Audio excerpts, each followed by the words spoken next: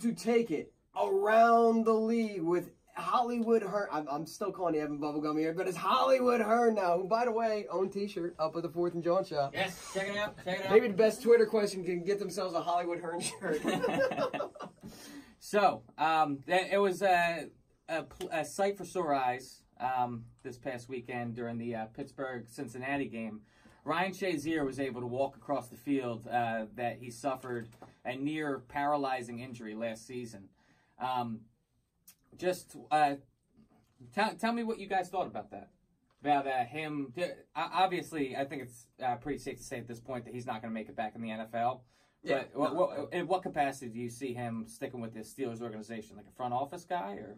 I kind of see it like a Harold Carmichael was to the Philadelphia Eagles, or even a Brian Dawkins was to the Philadelphia Eagles, former defensive great, kind of coaching up the guys, being an ambassador. A lot of these teams have like ambassador roles for former players, and it was great to see him, you know, walk. I mean, just thank God you're walking up on that field. Horrifying. It was, and it was such a benign hit. It was really such a benign hit, but had such an unbelievable impact, not only on his life, but the way the league's now going about their business and the rules that were put into place to make the game safer. As much as we hate it, and as much as I complain and piss and moan about it, sometimes you got to look at that guy walking on the field again and go, oh yeah, these are human beings. These are actual people. These are brothers and fathers and people who got to live the rest of their lives. It was good to see him back on the field. Yeah, I think it's a sad reminder that how dangerous the game of football is.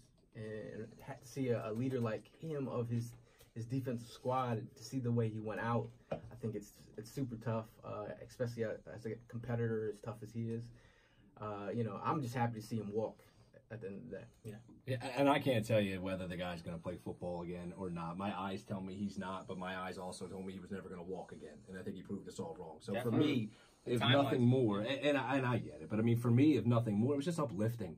And you mentioned it. It's the human element of the whole thing. I remember back at my Penn State days when I saw Adam Taliaferro go down. We all said the same thing. The guy's never going to walk again. And he's out there doing his thing now. Not only walking, but he's a success in his community. So I think we often lose track of it sitting from home, the human element of it. And those are guys out there getting paid to play a game, quote unquote. But they're putting their lives on the line. I think that's just a healthy reminder for all of us. So for me, that moment, that tangible moment was just uplifting. Yeah. God bless him. What else? Can someone explain to me what is going on with the Jacksonville Jaguars? Because, like, of all teams to let you just stomp you out, you got the Cowboys walking in going 40-7. Dak, let me remind you now, Dak still didn't pass 200 yards, but he did run for 82 and a score. Do you think that win was more of a fluke on the Cowboys' part, or do you think it was more of the Jaguars are in free fall right now? I think it's reality that they're borderline. That's what it is. I mean, that's the problem with Blake Bortles. You've got talent on defense, you've got talent on offense, but your quarterback is Blake Bortles, and you're going to have games where Blake just doesn't get it done. Yeah. And you hope that doesn't happen in the biggest of spots, because at the end of the day, it's just a regular season game. I think it's more about Blake had a bad game, they just had a bad game, and the Cowboys, with Conor McGregor, just came out with a bit of swag, okay, and there was their season. That was the Cowboys' season last week. So for me, it's just an issue that has been existing in Jacksonville for years, and that's what do we do with the quarterback position? For the life of me, I cannot understand why they signed him this offseason to, I forget the total amount of dollars, but I think there was something like $25 million guaranteed for 3 years. They had no choice, 3 years, 66. They had 3 years, 66.5. They had to. Extension. But they don't have to. He's literally that bad. He flaccoed him. He flaccoed him. That's what he did. He got him to the AFC Championship, had the Patriots on the ropes. And what are they going to do, walk away from that? I mean, we all know Joe Flacco's a bum, but he won you a Super Bowl. What are you going to do? You got to pay him. Same thing with Bortles, and now, unfortunately, you could make the same argument for the Minnesota Vikings, looking at their quarterback last year, knowing they got a good defense, knowing they got offensive weapons, but knowing at the end of the day the quarterback simply just didn't get it done, and they go out and they get Kirk Cousins. They pay whatever they got to get for Kirk Cousins. If the Jacksonville Jaguars were smart, they would have invested that money or some draft picks in a trade to get themselves either a young, talented quarterback in the draft, or get themselves a veteran.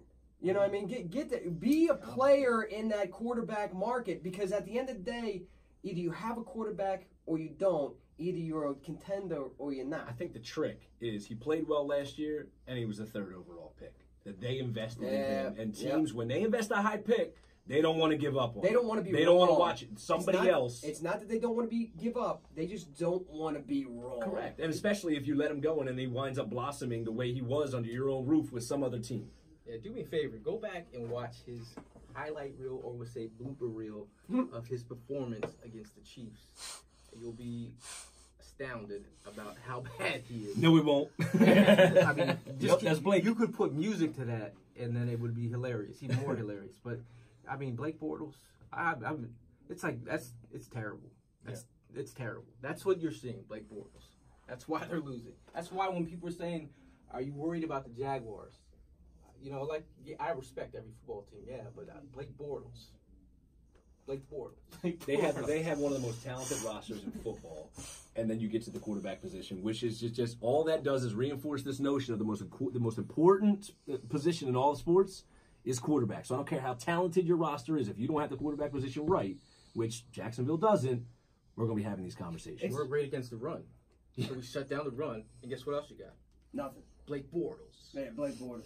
It's not that the Jacksonville Jaguars scared me, especially when the Eagles go out to London. It was the fact that they were going out to London that kind of frightened me. That's different. That's old hat for the Jacksonville Jaguars. They know what to expect. Hell, someday in the distant future, they might move their butts over there. Who the hell knows?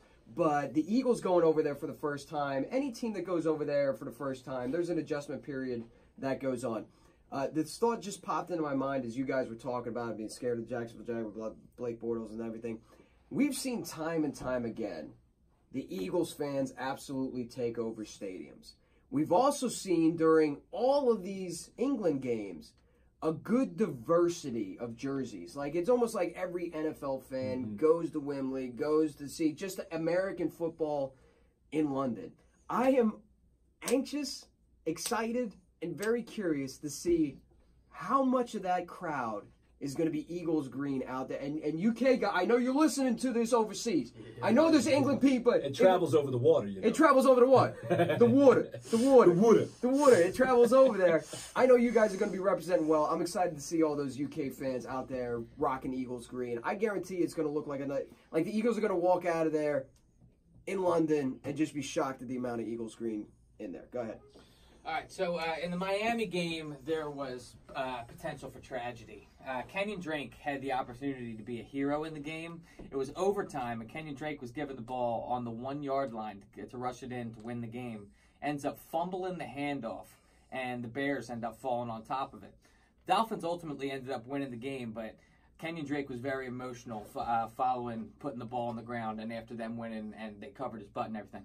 That got me thinking, what is the biggest bonehead play that comes to your mind when it comes to, like, Philadelphia, the ghost of Philadelphia Eagles past? Because the one that comes to my mind is Deshaun Jackson dropping the ball right on the goal line. So you're saying bonehead, because the first play that popped in my head was the Ronnie Brown.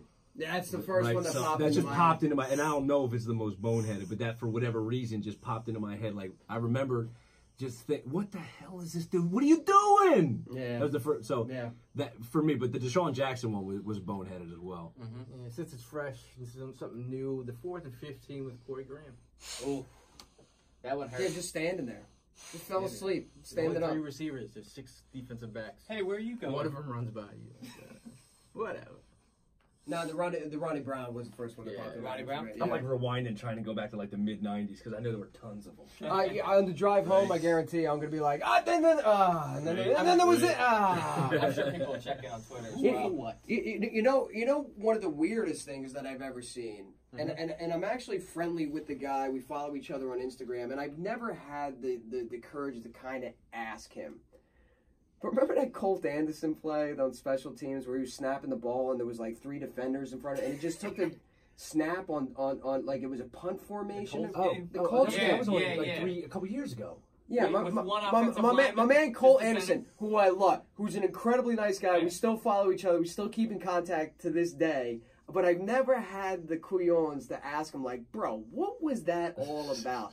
I might do that. I might have that answer for you next show. How about this one? So it's Eagle related because wasn't it against the Eagles that Cousins took a knee when he was trying? He wanted to spike the ball. Instead of And spiking took a it. knee. Yeah. Like, well, bro, And it what was are like you the end of doing? the half, right? Yeah. Just ran the clock out. Like, okay, good call. Yeah. Good call. But that, you know what, being as we're Giants themed, you know, coming off that big win, another big win, why would you kick it to Deshaun? Why would you kick it to Deshaun? dodge. They told him That not dodge. to. Coughlin let him hear it, too. Oh, yeah. That's Yeah. I mean, for fantasy purposes, some people who lost their championships would call the Westbrook kneel at the end of the In the end ready zone. to Against the score. Cowboys. You know how Against many the Cowboys, people wasn't it? lost fantasy Yeah. championships? But that was a smart play. That was the opposite of bonehead. No, that was a great. Right? That was, was a smart. Great play. Yeah. You know who told him that? Told him to do that, right? That was E-Rock. No. John Runyon.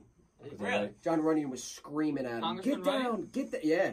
John Runyon was screaming at him to get down, and he heard him and went Likes the down. game. Wow. Yeah. Take the, look, I'll take a W over a fantasy point. Absolutely. Any day. So this came up a few times during the show already, but Conor McGregor, talented fighter, not talented at all when it comes to throwing a football. The NFL has seen its share of multi-sport athletes with Bo Jackson, Deion Sanders, and now even Jordan Mailata coming from rugby. But which Eagle do you think would be the best fighter in the octagon? Easy. In the octagon. Fletcher Cox. Come on. Hit you with the meat hook. And then go bail some. Hey, country strong, Fletcher Cox. Yeah, Fletcher Cox. I don't know how you beat that guy, but you would go about it the way you beat every big man that's strong.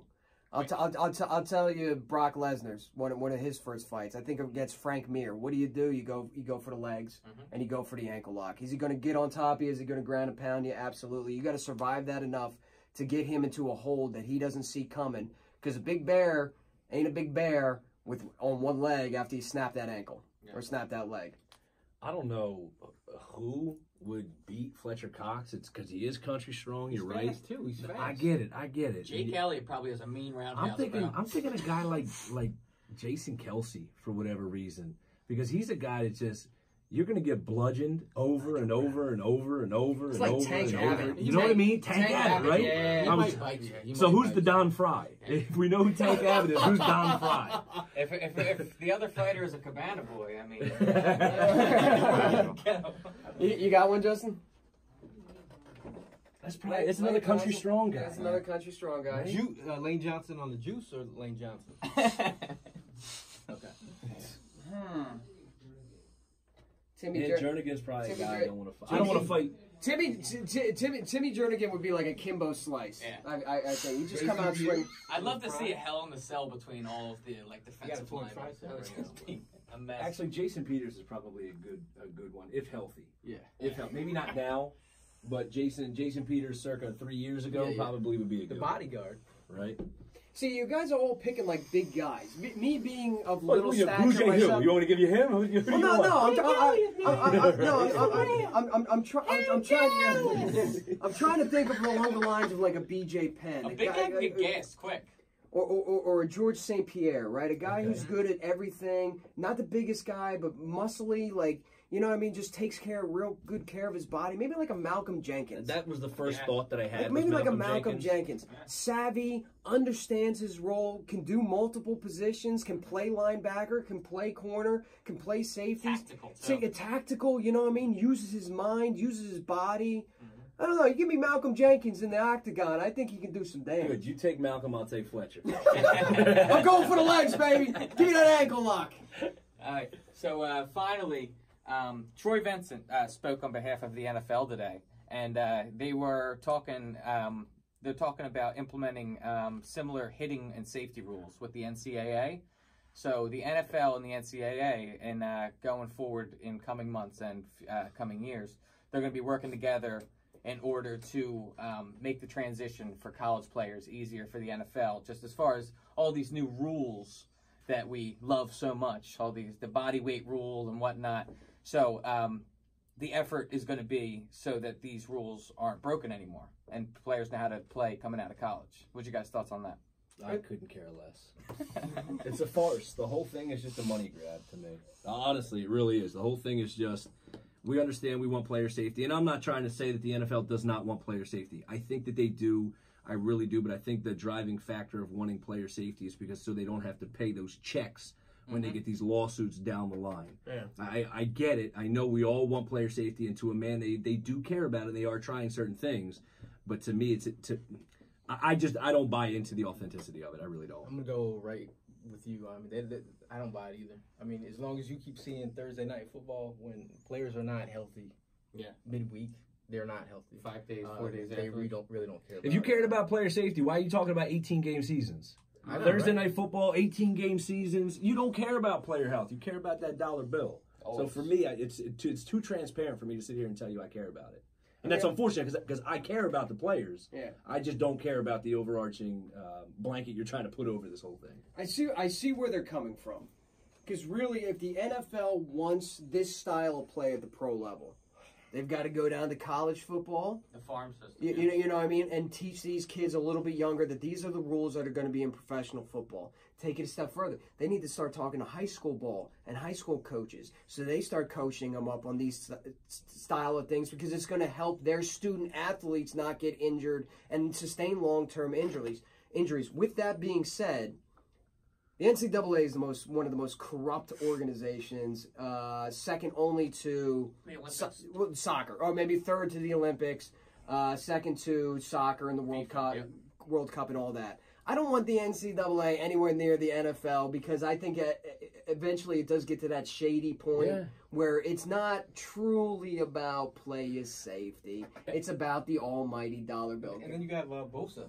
There you go. Just recently, he's stepping out. He's like, I'm not playing anymore. He's getting ready for the draft. Yep. He's like one of the top draft prospects this year, and it's going to set a nice little trend for the next generation of football players. So this could work backwards for college football. I mean, they want forward for players though. Backwards for college football, forward for players. They're making business decisions for themselves, and you saw McCaffrey do it the year before.